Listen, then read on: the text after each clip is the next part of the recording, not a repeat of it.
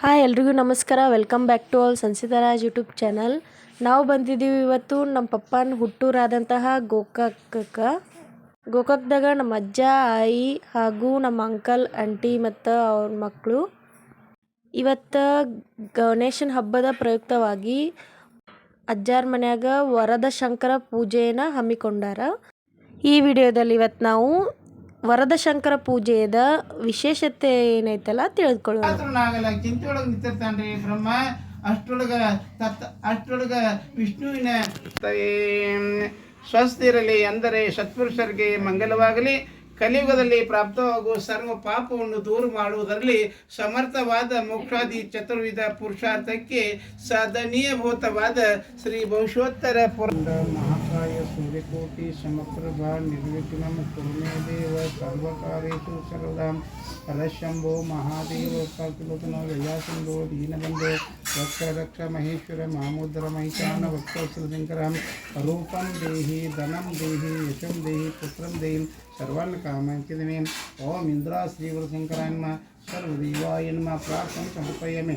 ಓಂ ಶಾಂತಿ ಶಾಂತಿ ಶಾಂತಿ. ಶಿಷ್ಟನ್ನು ಪಾಲನೆ ಮಾಡ್ಕೊಂಡು ಹೋಗಪ್ಪ. ಈ ಚಕ್ರದಲ್ಲಿ ನನ್ನ ಶಕ್ತಿ ಸ್ವರೂಪನೆಲ್ಲ ಜಾರಿರ್ತೀನೋ ಇಂಥ ಚಕ್ರದ ಮೇಲೆ ನೀನು ಅನಾದರ ಮಾಡಬೇಕಪ್ಪ. ಅಕಸ್ಮಾತ್ತಾಗಿ ನೀನು ಅದರ ಮೇಲೆ ಅನಾದರ ಮಾಡಿದ್ದಾದರೆ ಅದು ನಿನ್ನ ಶಸ್ತ್ರವಾಗಿ ನಿನಗೆ ಕಷ್ಟವನ್ನು ಉಂಟು ಮಾಡಿತು. ಹೇಳ್ತಾನಪ್ಪ, ನೀನು ವಿಜಯವಾಗಲಿ, ನೀನು ಜಗತ್ ಪೂಜಕನಾಗುತ್ತಿ. ವಿಷ್ಣು ಹೇಳ್ತಾನೆ ನೋಡ್ರಿ, ಆಶೀರ್ವಾದ ಮಾಡ್ತಾನು, ನೀನು ಜಗತ್ ಪೂಜಕನಾಗುತ್ತಿ. ಭಕ್ತರಿಗೆ ಭೋಗ ಮೋಕ್ಷವನ್ನು ಕೊಡುವಂತವನಾಗಿ ಲೋಕ ಒಂದೇನಾಗುವೆ. ದೇವ ದಾನವರು ಯಕ್ಷ ಉರದ ಮನುಷ್ಯ ಮೊದಲಾದವರು ಯಾವುದರಾದ ದೈತ್ಯರು ಹುಟ್ಟಿದರು. ವಿಷ್ಣು ಕಿವಿಯಿಂದ ದೈತ್ಯರು ಹುಡ್ತಾರಪ್ಪ. ಯಾರಪ್ಪ ಅಂತಂದ್ರೆ ಮಧು ಕೈಟ ಇಬ್ರು ರಾಕ್ಷಸರು ಹುಡ್ತಾರೋ. ಮಗ ಅಂದ್ರೆ ಸೆಕೆಂಡ್ ರಾಕ್ಷಸರ ಆ ಬ್ರಹ್ಮಣ ತಮ್ಮ ದೃಢವಾದ ಮಕ್ಕಳು ಹೊರಲಿಕ್ಕೆ ನಾ ಯಾರ ನಾ ಹೆಂಗ್ ಹುಟ್ಟಿ ಒಬ್ಬನು ಏನ್ ಮಾಡ್ದ ಅಂತ ಚಿಂತೆ ಮಾಡ್ಕೊತಿರ್ತಾನು. ಅವಾಗ ದೈತಂತವ್ರ ಅವ್ನು ಗುದ್ದಾಕ ಚಾಲ ಮಾಡ್ಬಿಡ್ತಾರೆ. ಯಾಕಪ್ಪ ನಾ ಏನ್ ಮಾಡಿದ್ರಿ, ನಾನು ಯಾಕೆ ಬಿಡ ಕೇಳ್ಕೊಂಡು ಏನು ಕೇಳೋರು ಬಿಡೋರು ಹಂಗ ಬಿಡಾಕ ಚಾಲ ಮಾಡ್ಕೊಡ್ತಾರ. ಅವಾಗ ಬ್ರಹ್ಮದೇವರ ಶಿವನ ನಾಮಶ್ರಮ ಪ್ರಾರ್ಥನೆ ಮಾಡ್ತಾನೆ. ಪರಮೇಶ್ವರ, ಜಗತ್ತಿನೊಳಗೆ ನೀವು ಒಬ್ಬನೇ ದೇವರಪ್ಪ, ನಿನ್ನೆ ಬಿಟ್ಟು ನನ್ನ ರಕ್ಷಣೆ ಮಾಡೋರಲ್ಲ, ಅದ್ರ ಸಲುವಾಗಿ ನನ್ನ ರಕ್ಷಣೆ ಮಾಡಪ್ಪ ಶಿವನೇ ಪರಮೇಶ್ವರ ಅಂತೇಳಿ ಶಿವನ್ ಪ್ರಾರ್ಥನೆ ಮಾಡ್ತಾನಪ್ಪ. ಯಾರ ಬ್ರಹ್ಮ. ಅವಾಗ ಶಿವನ ನುಡಿ ಆಗ್ತೈತಿ. ಶಿವನ ನುಡಿ ಏನಾಗ್ತಂದ್ರೆ, ಬ್ರಹ್ಮ ನೀ ಕಷ್ಟದಿಂದ ಪಾರಾಗಬೇಕಾದ್ರೆ ನೀನು ವರದ ಶಂಕರ ಪೂಜೆ ಮಾಡಪ್ಪ ಅಂದ್ರೆ ನೀ ಕಷ್ಟದಿಂದ ಪಾರಾಗ್ತೈತೆ ನುಡಿ. ಆಕಾಶದಿಂದ ದೇವ್ರ ನುಡಿ. ಅವಾಗ ಬ್ರಹ್ಮ ಇದ್ದಂತವ ಆಕಾಶವಾಣಿ ಕೇಳಿಸಿಂದ ಕೈಯೊಳಗೆ ಜಲವನ್ನು ತೆಗೆದುಕೊಂಡು ಯಾವಾಗ ನನ್ನ ಕಷ್ಟ ಪರಿಹಾರ ಆಗ್ತೈತಿ ಆಗ ನೀನು ಪೂಜಾ ಮಾಡ್ತಾನಪ್ಪ. ಅರ್ಥಾತ್ ದೈತ್ಯರು ಬಡಿಯಾಕತ್ತಾರ, ಈಗ ಅವ್ರು ಬಡಿದ್ ಬಿಟ್ಟು ಆಗಲಿ ಆ ನಂತರ ನೀನು ಪೂಜಾ ಭಕ್ತಿಯಿಂದ ಮಾಡ್ತಾನೆ ಕೈಯೊಳಗೆ ನೀರು ತಗೊಂಡು ಕ್ರಮ ಇದನ್ನ ಮಾಡ್ತಾನೆ. ಆವಾಗ ಬಿಡ್ಕೊತಾನು. ಅವಾಗ ಅಷ್ಟೊಳಗೆ ಶಿವನ ಆಶೀರ್ವಾದ ಅಲ್ಲೇ ವಿಷ್ಣು ಮಾಡ್ಕೊಂಡು ನಾನು ಯೋಗದೊಳಗಿದ್ದೆ. ಅವಾಗ ವಿಷ್ಣುಗೆ ಎಚ್ಚರ ಆಗುವಂಗ ಶಿವ ಮಾಡ್ತಾನೆ.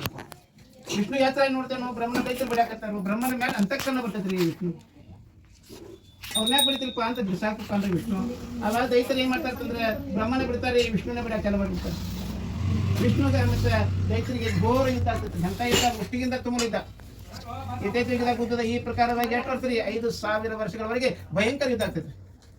5,000 ವರ್ಷದಾಗ ಯುದ್ಧ ಆದ್ರೂ ಸಹಿತ ದೈತ್ಯರ ಶರೀರ ಬಹಳ ಗಟ್ಟಿ. ವಿಷ್ಣು ಕಿವಿಯಿಂದ ಹೊಟ್ಟೆ ಅಂತಾರೆ ಅವ್ರ ಶರೀರ ಬಹಳ ಗಟ್ಟಿ. ದೈತ್ಯ ಸೋಲಿನಿಲ್ಲ. ವಿಷ್ಣು ಮೈ ಎಲ್ಲ ಹಣ್ಣಾಗಿ ಜನಿತನಾಗಿ ಆ ದೈತ್ಯಗಳನ್ನು ಯುದ್ಧ ಮಾಡ್ಬಿಟ್ಟು ಪಲಾಯ ಮಾಡ್ತಾರೆ, ಕಾರ್ಯ. ಆವಾಗ ದೈತ್ಯರ ವಿಷ್ಣು ಇದ್ದಂತ ಸಮುದ್ರದ ಮಾಯ ಆಗಿಬಿಡ್ತಾನೋ. ಇನ್ನಾರು ಬಿಡಬೇಕಂತ ದೈತ್ಯರ ಹುಡುಕಾಡಕತ್ತಾರು. ಒಂದು 100 ವರ್ಷ ತನಕ ದೈತ್ಯರು ಸಿಗಂಗಿಲ್ಲ. ಸಮುದ್ರದೊಳಗೆ ಗುಪ್ತ ಸ್ಥಳದಲ್ಲಿ ಕುತ್ಕೊಂಡೆ ಶಿವನ ಧ್ಯಾನ ಮಾಡ್ತಾನೆ, ಶಿವನ ನಾಮಾಚರಣೆ ಮಾಡ್ತಾನೆ. ಶಿವನ ನಾಮಾಚರಣೆ ಮಾಡಕ್ಕೆ ಕೂಡಲೇ ಅವಾಗ ಶಿವ ಪ್ರತ್ಯಕ್ಷ ಆಗ್ತಾನೆ. ವಿಷ್ಣು ಯಾಕಪ್ಪ ವಿಷ್ಣು ನನ್ನ ಧ್ಯಾನನೇ ಯಾಕೆ ಮಾಡಪ್ಪ ಅಂತ ಕೇಳ್ತಾರೆ. ಅವಾಗ ವಿಷ್ಣು ಅಂತಾನು, ಯಪ್ಪ ಶಿವನೇ, ನನ್ನ ಕಿವಿಯಿಂದ ಹುಟ್ಟಿದಂತ ದೈತ್ಯರ ನನ್ನನ್ನ ಸಂಹಾರ ಮಾಡಲಿತ್ತಾರು. ಅದರ ಸಲುವಾಗಿ ಅವನ್ನ ಸಂಹಾರ ಮಾಡುವಂತ ಶಕ್ತಿ ನನ್ನ ಕಡೆ ಕೊಡ್ರಪ್ಪ ಅಂತ ಶಿವನ ವಿಷ್ಣು ಕೇಳ್ಕೊಳತ್ತಾರ. ಅವಾಗ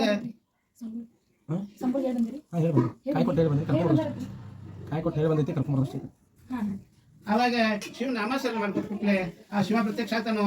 ಯಾಕಪ್ಪ ವಿಷ್ಣು ನನ್ನ ಧ್ಯಾನನೇ ಯಾಕೆ ಮಾಡಪ್ಪ ಅಂತ ಕೇಳ್ತಾರೆ. ಯಪ್ಪ ಶಿವನೇ, ನನ್ನ ಕಿವಿಯಿಂದ ಹುಟ್ಟಿದಂತ ದೈತ್ಯರ ನನ್ನನ್ನ ಸಂಹಾರ ಮಾಡ್ತಾರೋ, ಅದರ ಸಲುವಾಗಿ ಅವ್ರನ್ನ ಸಂಹಾರ ಮಾಡುವಂತ ಶಕ್ತಿ ನನ್ನ ಕಡೆ ಕೊಡ್ರಪ್ಪ ಅಂತ ವಿಷ್ಣು ಬೇಡ್ಕೊತಾನೆ. ಯಾರ ಕಡೆ? ಶಿವನ ಕಡೆ.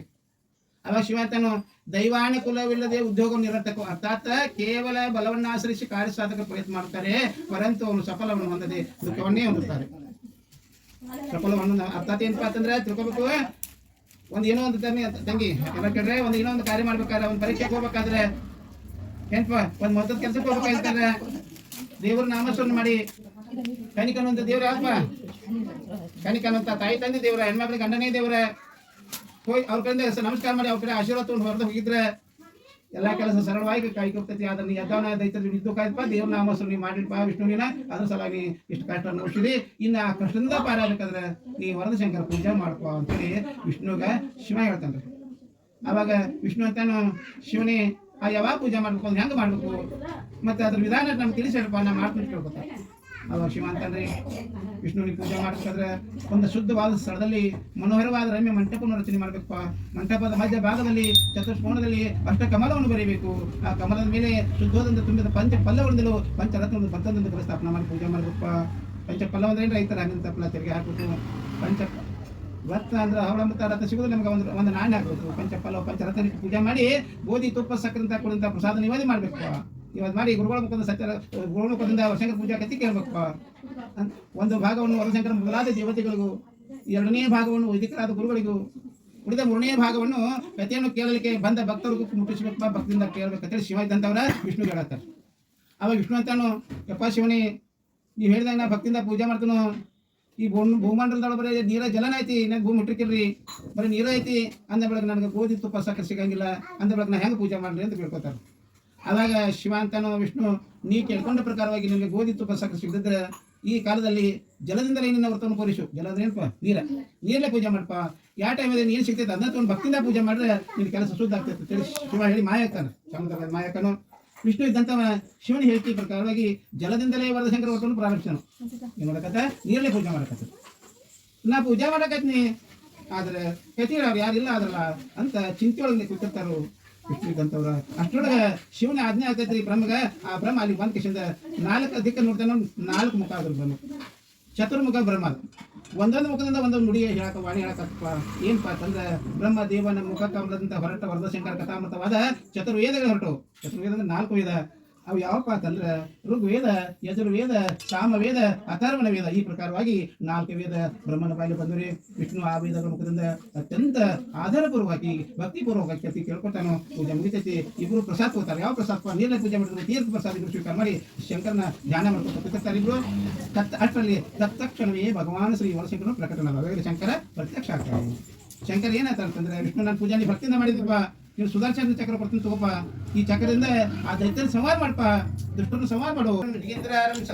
ಸದಾ ವಸಂತಂ ಸಹಿತಂ ಕರ್ಪೂರದ ದೀಪಂ ದರ್ಶಯಾಮಿ ಪ್ರಕಾಶ ಮಹಾದೇವ ಸಮರ್ಪಿತ ಜ್ಯೋತಿ ದೀಪೋಯಂ ಪ್ರತಿಭಾತಾಂ ದರ್ಶಯಾಮಿ ಆಗಮಾತಂತು ದೇವಾನಾಂ ಗಂಗಾತ ಭಕ್ತಂ ಗಂಟಾನಾಥಂ ಶ್ರಾವಯಾಮಿ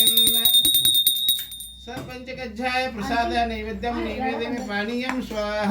ನೀರು ಬಿಡ ನಮ್ಮ ಜೀವ ಉಳಿಸೋ ಸಲುವಾಗಿ ಇಲ್ಲಿ ಬಂದಿವ್ರಿಪ್ಪ. ನಿಮ್ಮ ಪಾದ ಬಿದ್ದಿದ್ದೀವಿ, ನೀವ ನಮ್ಗೆ ಉದ್ಧಾರ ಮಾಡ್ಬೇಕ್ರಿ ಅಂತ ಹೋಗಿ ನಮಸ್ಕಾರ ಮಾಡಿ ಹೇಳ್ಕೊತಾರ. ಅವಾಗ ವಾಮದೇವ ಗುರುಗಳು ಏನಂತಾರಪ್ಪ ಅಂತಂದ್ರೆ, ರಾಜ ಯಾರು ಗುರುವಿನ ಪಾದ ಹಿಡ್ತಾರೆ ಎಲ್ಲರೂ ಉದ್ಧಾರಕ್ಕೆಪ್ಪ. ನೀನಾದ್ರು ಗುರುವಿನ ಪಾದ ಹಿಡ್ತೀನಿ, ನೀನು ಉದ್ಧಾರಕ್ಕೆಪ್ಪ. ಎಲ್ಲರೂ ಉದ್ಧಾರ ಮಾಡುವಂತ ಭಗವಂತ ನಾಮಸ್ಮರಣೆ ಮಾಡಪ್ಪ ಅಂತ ಹೇಳಿ ಆ ರಾಜಾಗ ಶಿವ ಪಂಚಾಕ್ಷರ ಮಂತ್ರ ಉಪದೇಶ ಮಾಡ್ತಾರೆ. ನಮ ಶಿವಾನ ಮಂತ್ರ ಉಪದೇಶ ಮಾಡ್ತಾರೆ.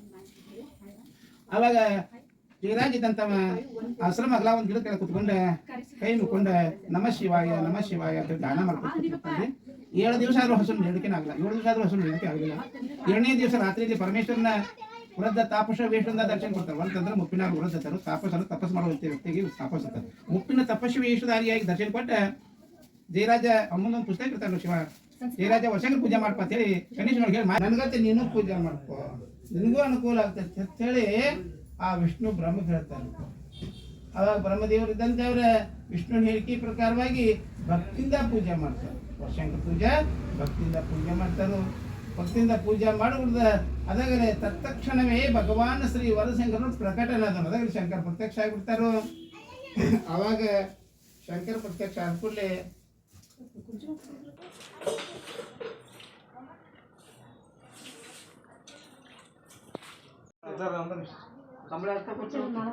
नीरव अंतर्गत जो ध्यान जो ध्यासाय वै नमो नमो भगवे भवे नातिभवे भवस्तमात् भूतभवाय नमः अघोरे भो तपरे भो घोर घोर सर्वभ्यः सर्वेभ्यो नमः शास्त्रविद रूपेभ्यः त्रिपुरपाद पूजां सिद्धोदकेन कृष्णका ಸಾಮಾನ್ಯ ಜಾಗ ದೊಡ್ಡ ವಿಚಾರ ಆಗ್ಬಾರ್ದು. ಯಾರು ಏನು ಮಾಡ್ತಾರೆ ಮಾಡುವಾಗ पार्वती परमेश्वरम जय मंगलम जय नमः पार्वती पतिवारा महादेव श्री पंचगुरु पंचाक्षर महाराज की जय श्री भरत शंकर महाराज की जय श्री जगदीशेश्वर महाराज की जय बसवेश्वर महाराज जय गानोदायिसी परमतवनोदायिसी उदायिसी परमतवनोदायिसी ಪರಿಪೂತವೆನಿಸಿದ ಶಿವ ಮತವನು ನೆನೆಗೊಳಿಸಿದ. ಪೂಜೆಗೆ ಬಂದಂತಹ ಭಕ್ತರಿಗೆ ಮನೆಯಲ್ಲಿ ಪ್ರಸಾದವನ್ನು ಏರ್ಪಡಿಸಿದ್ರು. ಏನೆಲ್ಲ ಮಾಡಿದ್ರಪ್ಪ ಅಂದರೆ ಹುಗ್ಗಿ, ಬದ್ನಿಕಾಯಿ ಪಲ್ಯ, ಕಾಳು ಪಲ್ಯ, ಚಪಾತಿ, ಅನ್ನ ಸಾಂಬಾರು, ಅದೇ ರೀತಿ ಸಂಡಿಗೆ ಇದನ್ನೆಲ್ಲ ರೆಡಿ ಮಾಡಿದರು.